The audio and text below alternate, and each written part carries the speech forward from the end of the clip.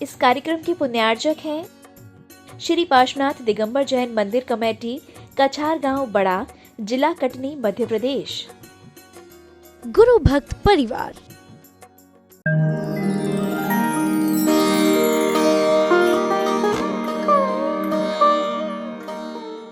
ओम नमः सिद्धेभ्यः।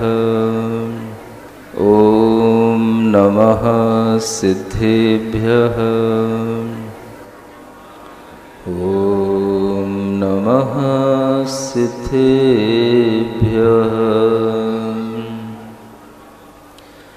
आओ कथा हम तुम्हें प्रभु की सुनाते, श्री रामचंद्र मुनि के गुण गीत गाते। मर्याद निष्ठ पुरुषोत्तम मोक्षगामी, ध्याओ सदा हृदय में बनने अकामी। थे अष्ट में बहुगुणी बलभद्र राम, अत्यंत प्रेम युत लक्ष्मण भ्रात नाम। सीता सती जनक राज सुताति प्यारी, जो शील रूप गुण खानी प्रसिद्ध नारी। देवादेव 1008 श्री ऋषभनाथ भगवान की, वर्तमान शासन नायक श्री वर्धमान महावीर भगवान की, श्री 1008 श्री राम सिद्ध प्रभु भगवान की, परम पूज्य आचार्य गुरुवर श्री विद्यासागर जी महाराज की। प्रेम गली अति सांकरी, जामे दो ना समाए। कभी सुना था मैंने? सुना है ना आपने? अगर आपको भगवान से प्रेम करना है तो भगवान से प्रेम करने की गली पर चलोगे तो उसमें दो नहीं समा पाएंगे। या तो मैं रहूं या फिर तू ही समाए। या तो भगवान उसमें समाएगा या फिर उसमें मैं ही समा पाऊंगा। जब तक तुम ये कहोगे कि मैं फलाने चंद हूं, तब तक आपके भीतर का आत्मा राम आपके अंदर आने वाला नहीं है, वह जागृत होने वाला नहीं है। इसलिए सबसे पहले राम ने क्या उपदेश दिया? ना हम रामो। ये योग प्रदीप नाम का एक ग्रंथ है आपके हिंदू धर्म के अंदर, उसमें ये राम की भावना लिखी हुई है, मैं वहीं से बता रहा हूं आपको। ना हम रामो। राम सबसे पहले भावना करते, मैं राम बनने का भी अहंकार क्यों करूं कि मैं राम हूं? ये अहंकार भी उनके अंदर नहीं था, इसलिए उनकी भावना थी ना हम रामो न में काम।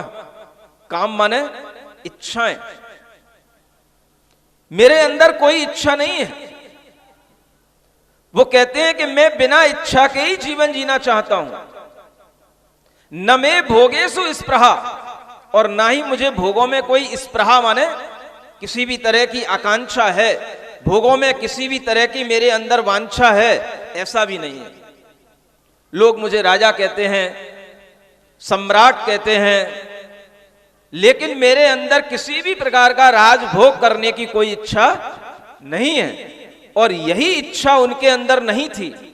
इसी कारण से तो जब दशरथ जी ने कहा, बेटा राम, तुम्हें मेरे वचनों को निभाने के लिए अपने छोटे भाई भरत को राजगद्दी देना पड़ेगी, तो राम ने एक बार भी ये नहीं पूछा कि आपने ऐसा कैसे सोच लिया कि बड़ा भाई रहते हुए आप छोटे भाई को राजगद्दी देना चाहते हो। राम ने कहा, नहीं पिताश्री, जो आपकी आज्ञा होगी आपका पुत्र वही करेगा।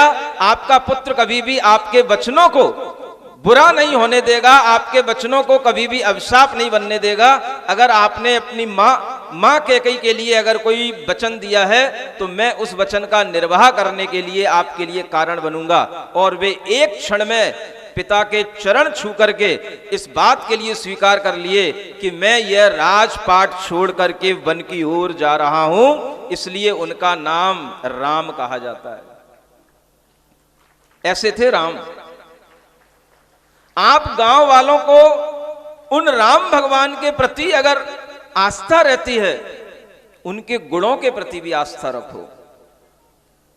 भोगों में कोई इच्छा नहीं होती तो किसी भी तरह की पदवियों में, किसी भी तरह के राजपाट में भी आदमी की इच्छा नहीं होती। और जब ये इच्छा नहीं होगी तभी आपके भीतर से वह राम प्रकट होंगे।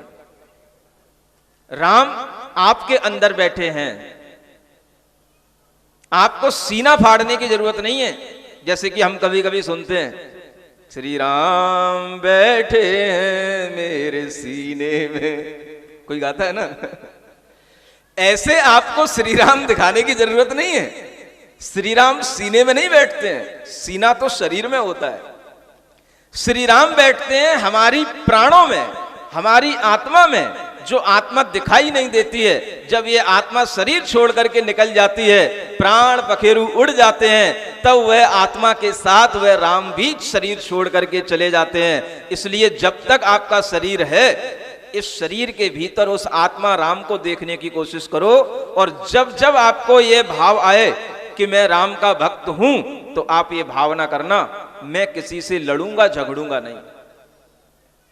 सारे गांव वासी ये मन में भाव बना लेना, जमीन जायदाद के कितने भी लड़ाई झगड़े हों, मैं किसी के लिए लड़ूंगा झगड़ूंगा नहीं, किसी की हत्या नहीं करूंगा, किसी के लिए केस नहीं करूंगा। अरे जब राम भगवान इतनी बड़ी जमीन जायदाद छोड़ करके, पूरा राजपाट छोड़ करके जा सकते हैं, तो मैं 2-4 एकड़ जमीन के लिए क्या लड़ने बैठूंगा। ऐसी भावना करके जब आप उस जमीन का त्याग करके हमारे पास आशीर्वाद लेने आओगे, तो आपके अंदर का राम जागृत हो जाएगा। उसी दिन आपको पता पड़ेगा कि राम हमारे अंदर बैठे हैं, क्योंकि आपने राम के लिए कुछ किया, कुछ बलिदान दिया। ये राम की भावना है। हम राम की भावना तो समझें। हम राम राम का राम राम करते रहते हैं, राम की भावना तो समझते नहीं। ना हम रामो न मे कामे न भोगेशु न मे भोगेशु इस प्रहार। ना हम कामे राज्यम, और ना ही मैं राज्य की कामना करता हूं। कोई इच्छा नहीं करता हूं मैं। ये मैं उसी श्लोक की बात बता रहा हूं आपको, जो राम की भावना के रूप में लिखा गया है। किसी महर्षि ने लिखा है, ना हम कामे राज्यम, और ना मैं राज्य की कोई इच्छा कर रहा हूं। क्या इच्छा कर रहा हूं, सुनना चाहते हो? ये तो सब उन्होंने मना कर दी। ये इच्छा नहीं कर रहा हूं, ये इच्छा नहीं कर रहा हूं, मैं राम नहीं, मैं काम नहीं, मेरे अंदर कोई भोगों की इच्छा नहीं, राजपाट की इच्छा नहीं। इच्छा क्या है फिर भगवान आपकी? पूछो पूछो, गांव वालों पूछो। पूछोगे तो बताऊंगा, नहीं पूछोगे तो नहीं बताऊंगा। क्योंकि अभी इस श्लोक का एक लास्ट पद बचा रह गया, अभी श्लोक पूरा नहीं हुआ है। ना हम रामो न मे कामः न मे भोगेषु स्पृहा ना हम कामये राज्यम। अब आगे पूछ ही नहीं रहे हो तुम लोग। मैं बिना पूछे तो बताऊंगा ही नहीं। पूछो, सब लोग पूछो, हाथ जोड़ करके वहां से पूछो, भगवान बताओ आखिर राम की इच्छा क्या थी। देखो सब महिलाएं हाथ जोड़ रही हैं, पुरुष भी पीछे से हाथ जोड़ रहे हैं। बता दूं, सुनोगे, मानोगे? यह राम की खुद की अपनी भावना है, जो आपके योग वशिष्ठ नाम के जो ग्रंथ है उसमें लिखा हुआ है। ना हम कामये राज्यम शांतिम इच्छामि यथा जिनः। क्या कहा? शांतिम इच्छामि, मैं शांति की इच्छा करता हूं, जैसे जिन भगवान इच्छा करते हैं। जिन माने जिन्होंने इंद्रियों को जीत लिया हो, अपनी कसायों को जीत लिया हो, संसार की विषय वासनाओं को जीत लिया हो, ऐसे जिनेंद्र भगवान जिस तरह से शांत दिखाई देते हैं, मैं भी वैसी ही शांति की इच्छा कर रहा हूं। बताओ इससे ज्यादा आपको और क्या चाहिए? जो राम की भावना है वही आपकी भावना बन जानी चाहिए। आपको यह नहीं लगना चाहिए कि जिनको मैं नहीं मानता हूं। जब राम भगवान जिनको मानते हैं तो आप जिनको नहीं मानेंगे, तो फिर आप राम को कैसे मानेंगे? जिन समझते हो ना, जिन, कुछ जिन्न की बात नहीं कर रहा हूं कोई। जिन जिन माने जिन्होंने इंद्रियों को, मन को, संसार की विषय वासनाओं को सब जीत लिया हो, जिनकी आत्मा शांत स्वस्थ हो, उन्हें क्या कहते हैं? जिन कहते हैं। जिन में ही इंद्र शब्द लग जाता है तो वो जिनेंद्र कहलाते हैं। जो मुनि महाराज हैं वो भी जिन कहलाते हैं, और जो 24 तीर्थंकर हैं वो भी जिन कहलाते हैं। पार्श्वनाथ भगवान ये जिन भगवान कहलाते हैं। जिन माने जिन्होंने भी अपनी इंद्रियों को जीत लिया हो, इसलिए वह राम भी यही इच्छा करते हैं। मैं भी शांति की इच्छा कर रहा हूं, अपनी इंद्रियों को, अपने मन को जीतने की इच्छा कर रहा हूं। अभी हमने वह मन जीत नहीं पाया क्योंकि सीता चली गई। मेरे मन में दुख हो गया, रोना पड़ गया। जब उन्हें रोना पड़ गया, उन्हें दूसरों के द्वारा, लक्ष्मण के द्वारा, विराधित विद्याधर के द्वारा उन्हें धैर्य दिलाया गया। वह धैर्य तो उन्होंने धारण कर लिया, लेकिन उनके अंदर अभी भी एक इच्छा बनी रही, मुझे सीता को वापस लाना है, सीता को वापस लाना है। लेकिन वह इधर ये जो इच्छा कह रहे हैं कि मुझे कोई इच्छा नहीं है, ये कब की बात है जानते हो? ये तब की बात है जब आपकी रामायण पूरी हो जाती है, तब जैन रामायण शुरू होती है। क्या समझ में आया? जब राम पुनः राज्य में आ जाते हैं, सब कुछ उन्हें फिर से मिल जाता है, लेकिन फिर भी उनका मन नहीं लगता, और फिर वह वन की ओर चले जाते हैं, और फिर वह वैसे ही निर्ग्रंथ साधु बन जाते हैं, जैसे निर्ग्रंथ साधु आपके सामने दिखाई दे रहे हैं। सारी इच्छाएं, वस्त्र आभूषण छोड़ करके वह आत्मा का भजन करते हैं। तब उनके अंदर ये इच्छा उत्पन्न होती है, और तब जाकर के उनके अंदर वैसी ही अनंत शांति, अनंत ज्ञान, अनंत सुख उत्पन्न होता है, जैसा जिन भगवान को हुआ करता है। ये आपको कल देखने को मिलेगा। आज जन्म हुआ है, और कल कैसे भगवान को वैराग्य होता है। भगवान भी राजपाट, ये तमाम इंद्र इंद्राणियां उनके आगे पीछे घूम रहे हैं, तमाम राजपाट का जो संचालन कर रहे हैं, ये सब उनसे कल छूटेगा, और वो छोड़ेंगे, बुद्धिपूर्वक छोड़ेंगे, वन की ओर जाएंगे, और वह भी मुनि महाराज बन जाएंगे। और कल के दिन आपके यहां पर दो नहीं, अनेक और 20 मुनि महाराज यहां पर भीतर बैठे हुए दिखाई देंगे, और सामने भी बैठे हुए दिखाई देंगे। अनेक मुनि महाराज यहां पर बनेंगे।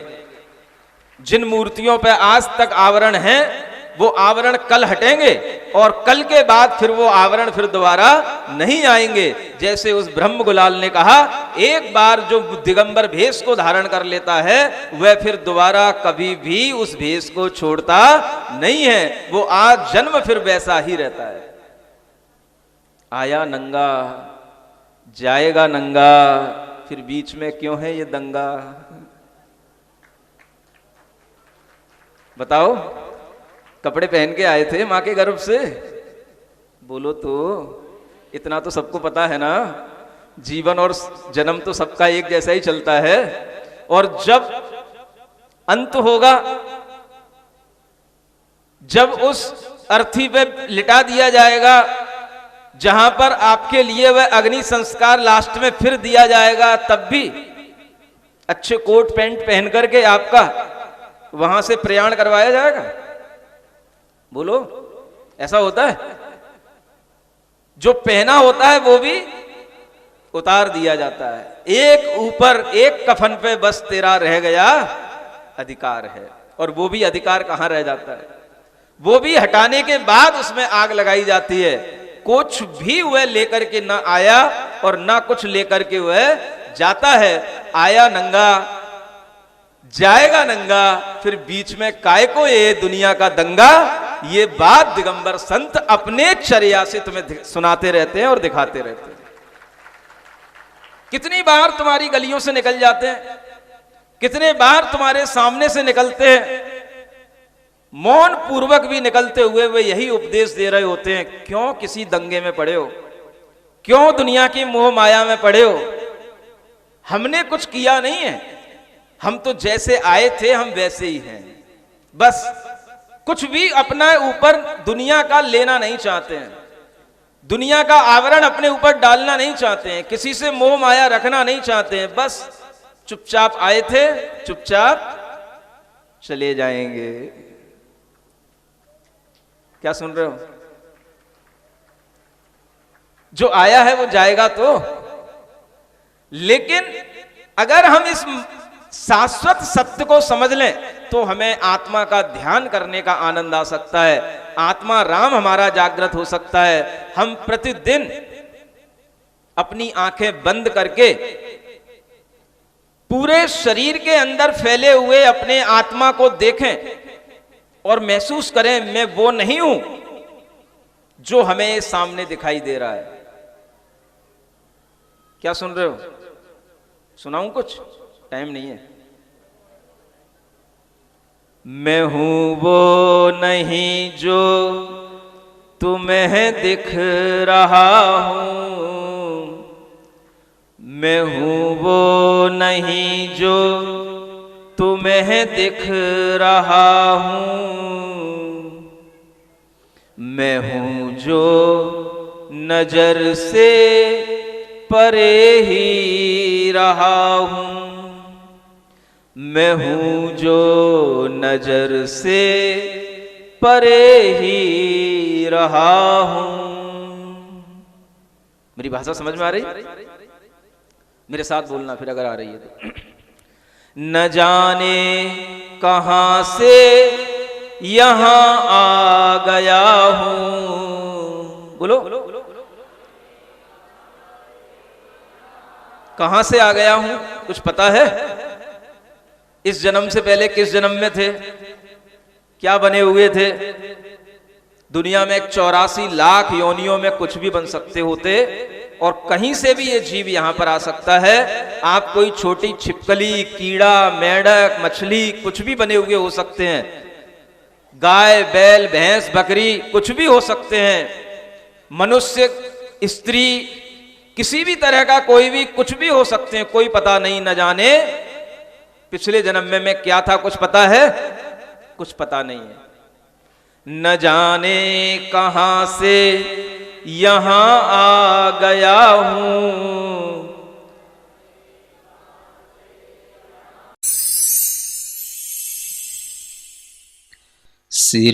सिरिजिणवाणी जग कल्याणी जग जन मदतम मोहरी, जनमण हारी गढ़हर हारी, जम जरा भव रोग हरि, तिथ्य राणम दिव्य झुणिम जो पड़ई सुणई मय्ये धारई, राणम सौख मणंतम धर्य सासद मोक्ष पदम पावई, सासद मोक्ष पदम पावई।